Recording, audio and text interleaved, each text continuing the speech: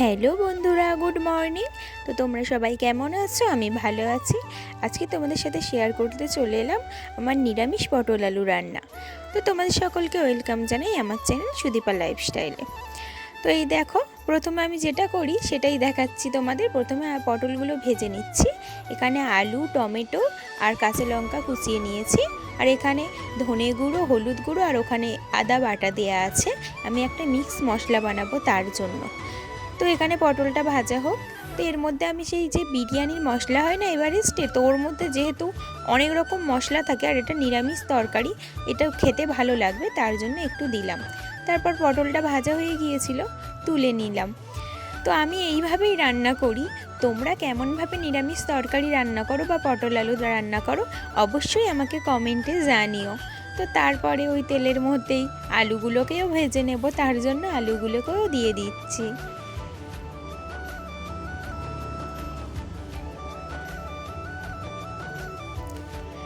তো এখানে আলুগুলোকেও ভেজে নেব। আমি হলুদ দিইনি, হলুদ দিলে তেলটা পুড়ে যায় আর কি, তার জন্য হলুদ দিইনি। তো ওখানে ওটা ভাজা হতে থাক। এখানে আরও কিছু মশলা আছে সেটা দিয়ে দিই। এই যে এখানে দিয়ে দিচ্ছি কাশ্মীরি লঙ্কার গুঁড়ো। তো কালারের জন্যই দিচ্ছি, যেহেতু কাঁচা লঙ্কা দিয়ে রান্না করি আমি, তার জন্যই। তো তোমরা কোন লঙ্কা দিয়ে রান্না করো, গুঁড়ো লঙ্কা নাকি কাঁচা লঙ্কা খাও অবশ্যই কমেন্টে জানিও।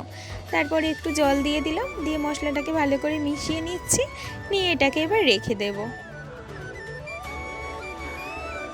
তারপরে এই যে দেখো, আলুটা ভেজে তুলে নিয়েছি।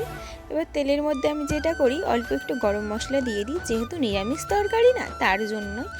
তো প্রতিদিন না এলাচটাকে ফাটিয়ে দিই, আজকে এলাচটাকে ফাটিয়ে দেওয়া হয়নি। তার জন্য দেখো, খুন্তি নিয়ে অনেক চেষ্টা করেছিলাম, কিন্তু এলাচটাকে আর ফাটানো সম্ভব হলো না। কড়ার মধ্যে যেহেতু চলে গিয়েছে, তো এটা একটু শক্ত ধরনের হয় তোমরা জানো, তার জন্য ওটা আর হলো না। তারপরে এই যে টমেটো কুচি দিয়ে দিলাম। টমেটোগুলো একদম ছোট ছোট করে কেটেছি, মানে যাতে গ্রেভিটা একটু হয় আর কি। আর সকালেই রান্না করি তার জন্য একটু ছোট করেই কাটি। তো এখন কটা বাজে? এখন বাজে প্রায় 6টা। তো তাড়াতাড়ি রান্না করতে হয়। তারপর ওই যে মেশানো মশলাটা ছিল ওটাকে ঢেলে দিলাম। তো ওটাকে এবার ভালো করে কষিয়ে নেব। নিরামিষ তরকারি তো আর কিছুই দিই না, তো ওই আদা বাটা, জিরে, সরি আজকের না আমি জিরে গুঁড়োটাই দিতে ভুলে গিয়েছি। দেখো কি কাণ্ড, জিরে গুঁড়ো ছাড়াই আজকে তরকারি করে নেব।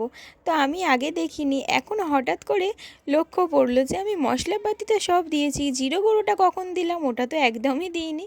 তারপর ওই যে বাটি দেওয়া জলটা দিয়ে দিলাম, ওটা দিয়ে মশলাটাকে একটু কষিয়ে নেব। তেল ছেড়ে তো গিয়েছিল মশলা থেকে, তারপরেই জলটা দিয়েছি আর কি, আগে দিইনি।